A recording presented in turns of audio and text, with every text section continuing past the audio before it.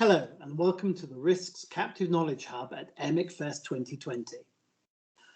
I'm Oliver Schofield, Managing Partner at RISCS.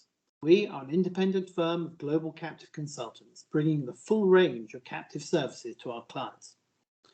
And we are thrilled to share with you our thoughts as to how you can make the most of your captive in a constantly changing world. I'd like to start off with a few general observations about what is happening in our current market. Clearly, the current market is facing many challenges. The dynamics have changed.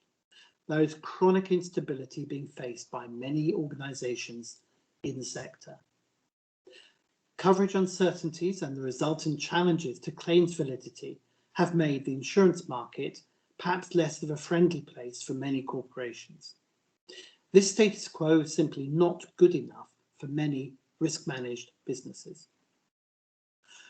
Making the most of your captive will enable you to challenge this insurance market status quo, thereby reducing your reliance on the traditional market as you move away from this tough business environment. Without doubt, we are seeing a massive increase in awareness as to how a captive solution can bring stability in this changing market environment. And through this session, we will explore how you can make the most of your captive in a constantly changing world. Using a couple of case studies, we'll also show you how you can supercharge your captive to fight back against the current instabilities buyers are facing. It was about 250 years ago when the French philosopher Jean-Jacques Rousseau wrote, "Everything is in constant flux on this earth. Nothing keeps the same unchanging shape." Reflecting on those words now, I think this year more so than in living memory, businesses are facing a cocktail of uncertainty, a cocktail of financial and logistical changes and challenges that are coming from various different sectors. First of all, we have the obvious, the global pandemic. This has brought, inter alia, many challenges to organisations such as supply chain, staff issues concerning illness, absence, concerning also worries that individuals might have about returning to work, particularly where they are using mass public transport systems. Secondly, we have political uncertainties. Here we are many years after the Brexit referendum, and we still don't know what Brexit is going to look like in 2021. We also have the forthcoming USA elections. Depending on how that result goes, we could see additional chronic uncertainties manifest in our clients. We have trade wars, or the looming trade wars. Tough rhetoric is being exchanged between various countries. Should these manifest, there will be a broad impact to clients across the world. And closer to home, fourthly, we have the hardening insurance market. There have been significant capacity withdrawals across many sectors, whether that's for professional indemnity, whether that's for trade credit insurance, whether that's for travel insurance. We also have had some questionable claims performance by a number of insurers whose clients previously believed in good faith that cover was included. In this global environment, captives, we believe, are very much the risk managers and the board's best friend, because they can bring certainty and stability where there is perhaps none, or at best, a limited amount.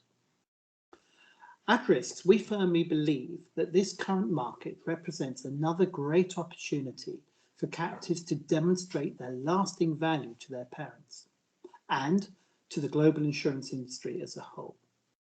Captives are here to work alongside and complement the insurance industry.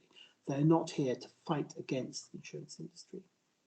Now, we all know that the global insurance and reinsurance market is suffering from the impact of COVID-19 claims, which current estimates are saying are likely to cost the insurance market up to £50 billion in insured losses. At the same time, it is also being negatively impacted by the economic downturn, which will result in businesses reducing their insurance purchases as a result of client insolvency, reduced inventory values, reduced turnover, and so on.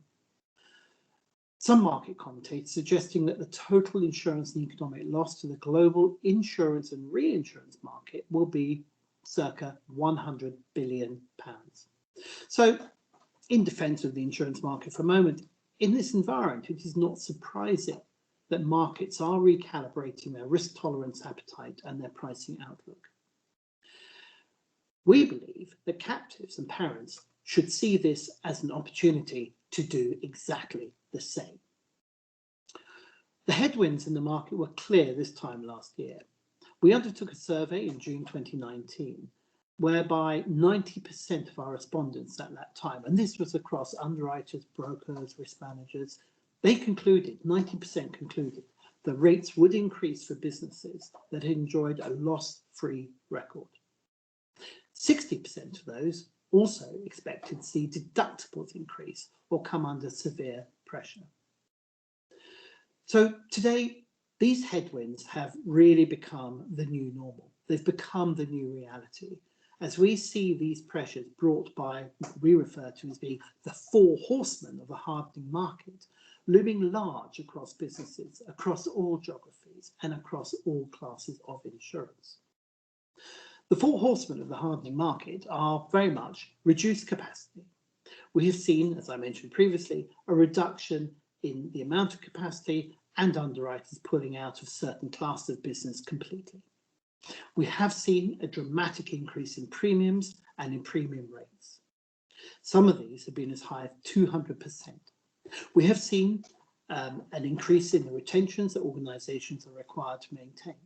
And we have seen a restriction in the breadth of cover that is actually available to organisations.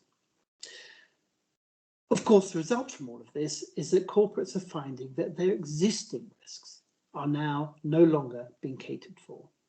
So I suppose it's little surprise that there is a marked increase in the number of organisations who are considering how to push back against these pressures through their captives. Our belief is very much that the captive solutions bring a variety of different benefits, but particularly in the current market dynamics, they bring stable pricing.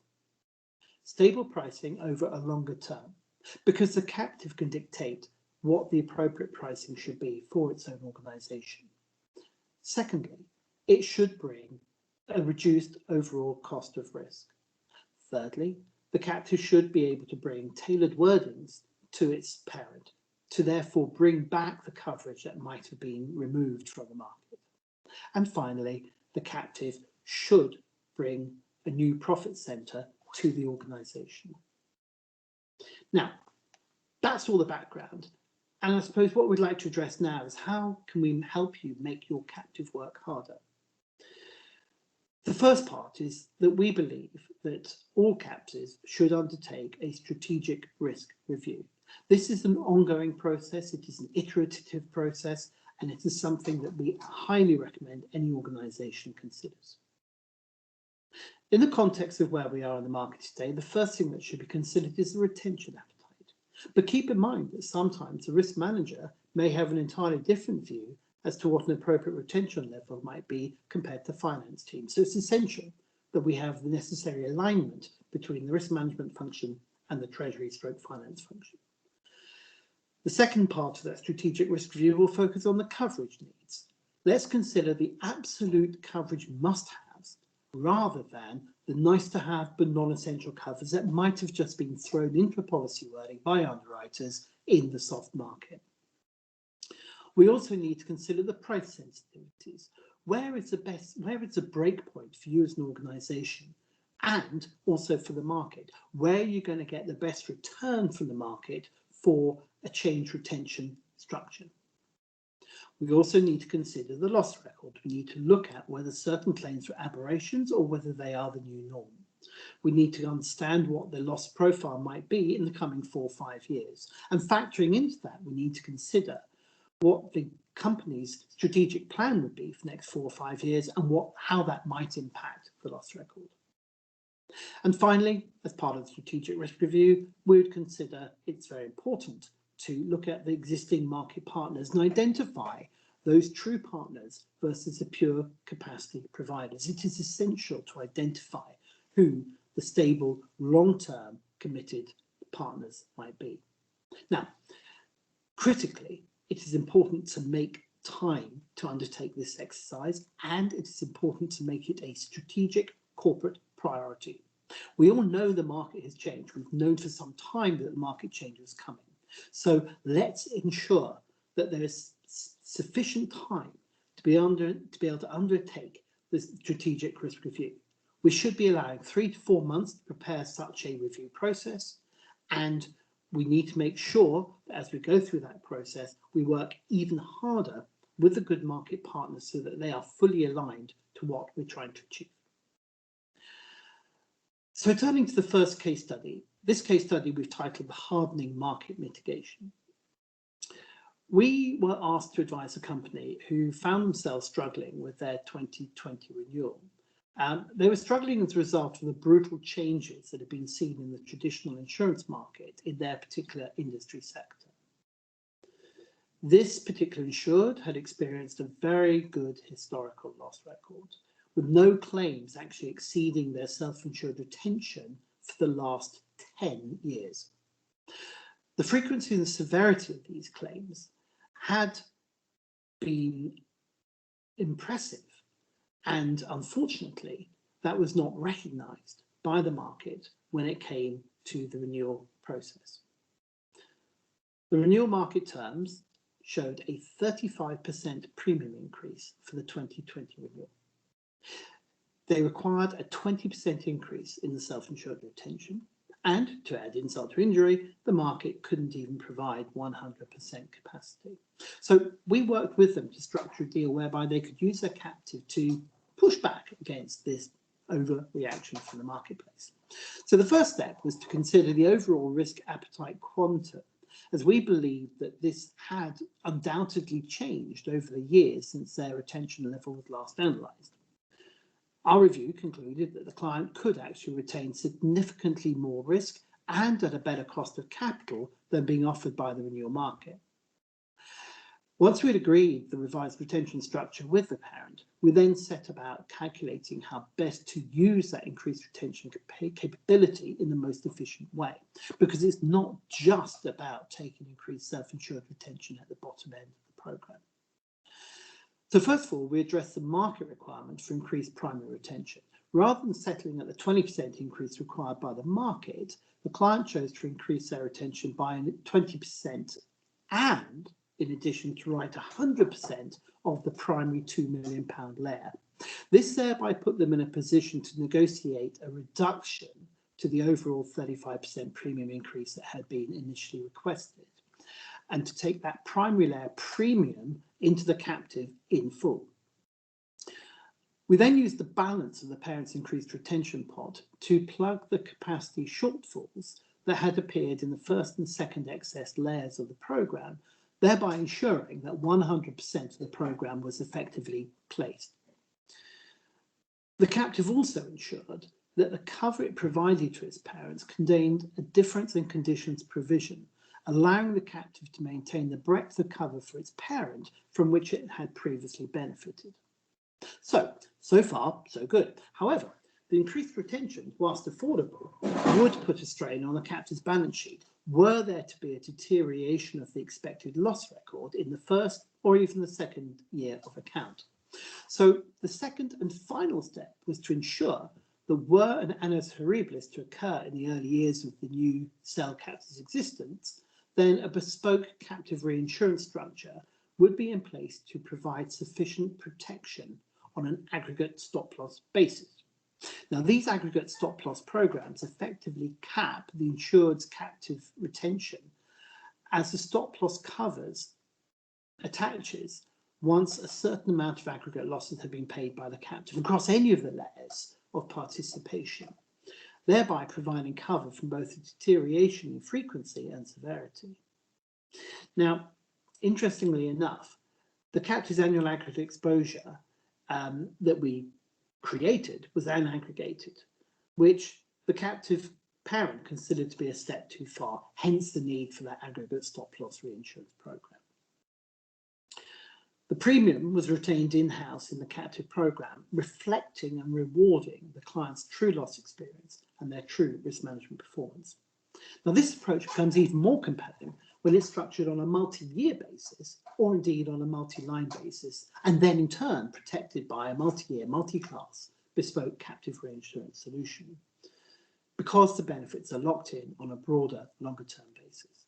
So that's for traditional insurable risk exposures. But you see, the other pressure we're seeing at the moment is the reduction in support for emerging or uninsurable risk exposures. So how can a captive support its parent now that some of these emerging risks are off the agenda for certain insurers? Well, in the first case study, our captive used their captive as a tool to arbitrage the markets and to access the alternative captive reinsurance market, developing the stop loss program. This, of course, is highly effective and creative use of a captive, but the broader strategic role that a captive can fulfill in an organisation has, we believe, perhaps often been underutilised. There are a number of more creative and strategic uses for which a captive can be employed that will heighten its overall financial benefit for business by monetising those day-to-day risks that really are inherent in an organisation, but for which the traditional insurance markets are unable to provide sufficient or any cover. Now, we know that most captive owners will have a well-established ERM process, which we believe is an integral part of managing their business. This helps us because this provides a guide to enable us to systematically identify, assess, treat, and monitor and review the risks with the aim of improving the captive's ability to reduce the likelihood and or impact of identified risks that may affect the achievement of their business objectives. So our approach to risk mitigation is thereby to design a reinsurance solution for some of these under or uninsured exposures, thereby generating new revenue streams to the captive. Now, some of the structures that we have developed in the past include contingent business interruption, loss of use, loss of attraction, reputational risk, and commodity trading risk. And it's this last one, commodity trading risk, that I'd like to address in our second case study. The background to this case study is a firm of commodity traders. They have various hedges in place to protect them against a downturn in the value of the commodities that they have bought, should they wish to then sell them on. The concern for the client was that should there be a reduced upside in the area prior to the commodity hedge kicking in, then there would be a reduced profitability to the organisation. This would have a direct impact on bonuses that could be paid to the staff. Traders are an interesting animal. If they don't get paid a bonus, they leave. If they leave, that is the asset of the organisation has vanished, and the organisation itself then faces the danger of not being able to continue to trade. So our solution, which was to bring stability to that situation, was to use 0.1% of every trade that had been executed as an insurance premium that would be paid to the captive to cover that risk. The captive holds those funds on a tax-deducted basis and pays claims without tax deduction because they are pure insurance. We negotiated with the regulator in that particular domicile and explained to them how we considered this to be a bona fide risk that an insurance captive should be able to underwrite. The regulator agreed. Now, we use those profits from this particular risk to grow the underwriting capacity or to repatriate with the usual tax implications. What the clients achieved is the ability to be able to pay bonuses to their key assets, their key traders, in the event that market conditions are against them. So, in summary, considering these two case studies, what should we be expecting captive to provide to its parent in this constantly changing world? Well, I think first of all, stability. Stability from price, stability from wording fluctuations. Secondly, control. Control of retention levels, control of reinsurance structures. Thirdly, economics. Price that reflects individual exposures and profitable performance levels. Let me leave you with another quote, a well-known anecdote in the insurance world, which is, alas, unattributed. What do hospital gowns and traditional insurance policies have in common? Well, you're never covered as much as you think you are. This sadly is today's status quo, hence the ever more increased value of the captive industry. I hope you enjoyed this session and wish you well in your continued and increased use of captives as robust, profitable and innovative risk financing tools. Thank you.